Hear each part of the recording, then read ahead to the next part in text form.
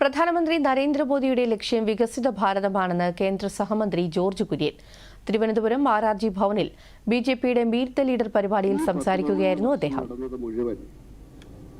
നരേന്ദ്രമോദിയിലൂടെയാണ് അടിസ്ഥാന വികസന രംഗത്ത് ദേശീയപാതയുടെ കാര്യത്തിലായാലും റെയിൽവേയുടെ കാര്യത്തിലായാലും പോർട്ടിന്റെ കാര്യത്തിലായാലും എയർപോർട്ടിന്റെ കാര്യത്തിലായാലും എല്ലാം നരേന്ദ്രമോദിയുടെ ആ സംഭാവനകളാണ് ഇന്ന് നമുക്ക് കാണാൻ സാധിക്കുന്നത്.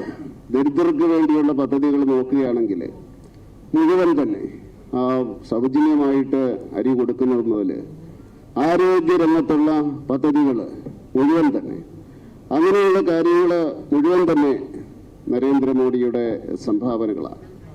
ഇന്നൊരു പ്രത്യേക ഘട്ടത്തിലെത്തി നിൽക്കുകയാണ് ഭാരതം. അപ്പം അതുകൊണ്ട് എല്ലാവരും ഒറ്റക്കെട്ടായിട്ട് നിൽക്കുന്ന ഒരു സാഹചര്യം ഉണ്ടായിരിക്കും.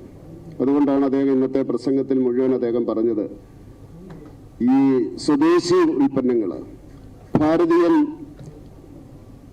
വിയർപ്പൊഴുക്കിയ ഉൽപ്പന്നങ്ങളെ വാങ്ങിക്കാവുള്ളൂ, വോക്കൽ ഫോർ ലോക്കൽ എന്ന് അദ്ദേഹം പറഞ്ഞത് ആ ദേശീയതയുടെ ഒരു ഐക്യമാണ് നമുക്ക് കാണാൻ സാധിക്കുന്നത്.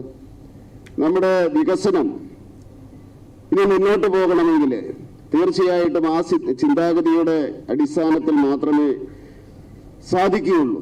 അപ്പോൾ അതുകൊണ്ട് ഈ സ്കീമുകൾ, സംസ്ഥാന പ്രസിഡന്റ് പറഞ്ഞ സ്കീമുകൾ